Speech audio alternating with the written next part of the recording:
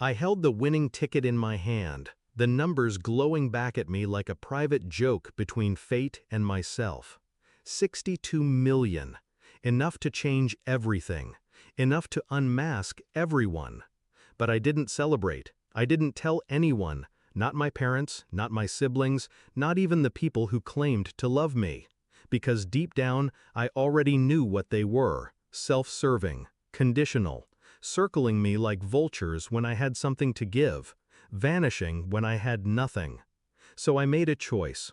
I wouldn't buy a mansion, I wouldn't buy a car, I wouldn't buy anything, not yet.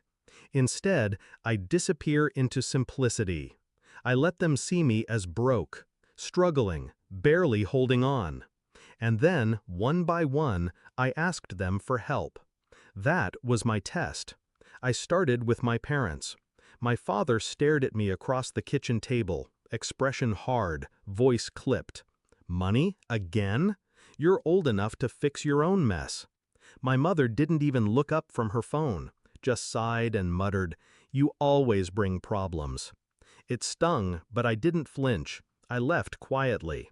Next, my sister. She had a diamond on her finger big enough to catch the sun.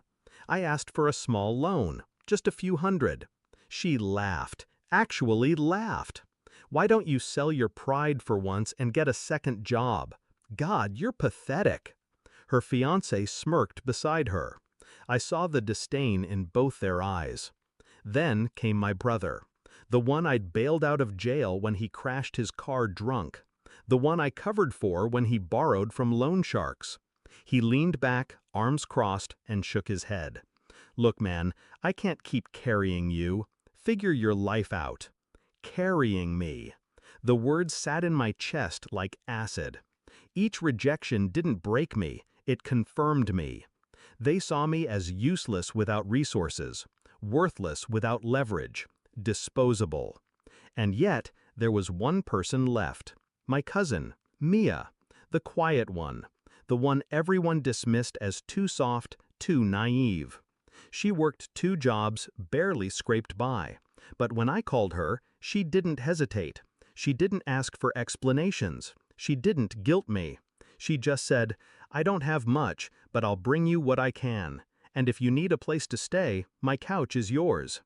I remember staring at my phone after that call, hand trembling. Not from desperation, but from clarity. That was the moment I knew exactly what I had to do. I waited 8 weeks. I played the role of failure perfectly. To them, I was fading into obscurity, a shadow of the family name. Then came the announcement. A press conference, cameras flashing, headlines screaming. Local man claims $62 million jackpot. I stood there in a tailored suit, holding the check as if it were a weapon, because it was. Phones exploded across the family group chat. Calls, messages, voicemails. Suddenly, my parents remembered they always believed in me. My sister texted paragraphs about family sticking together. My brother sent me his bank details without even saying hello. I let them wait. I let them sweat. And then I invited them to dinner. We sat at the same kitchen table where my father once told me I was on my own. Only this time, the power was mine. My father cleared his throat first. "Son, we may not have always shown it, but we're proud of you. Family is what matters now." My sister chimed in, sugar dripping from her voice. "We should stick together, invest together, like a real team." My brother didn't bother pretending. He leaned forward. "Just cut us in, and we'll make this grow." I let the silence stretch, watched them squirm. Then I spoke, calm, precise. "When I asked each of you for help, you turned your backs. Do you remember what you said? Because I do. Every word." My father's jaw tightened. My sister shifted uncomfortably. My brother scoffed, but I saw the fear flicker. "I don't need you now. I never did.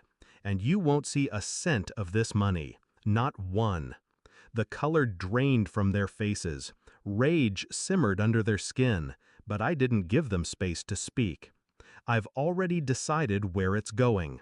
Investments, charities, and the people who showed me loyalty when I had nothing. I looked at them one by one, then smiled. That means Mia, and only Mia. The room erupted. Shouts, accusations, curses. My father called me ungrateful. My sister screamed betrayal. My brother threatened lawyers.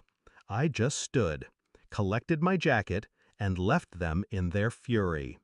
Outside, the night air felt sharp and clean. My phone buzzed. Mia, again. "You don't owe me anything," her message read. "I just wanted you to be okay." She had no idea what was coming for her. The new home, the trust fund, the freedom she'd never imagined.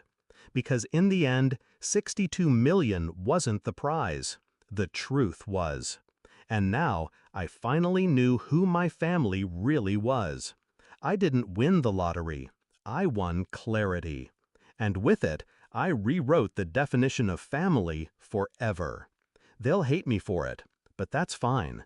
I don't owe them anything. Not anymore.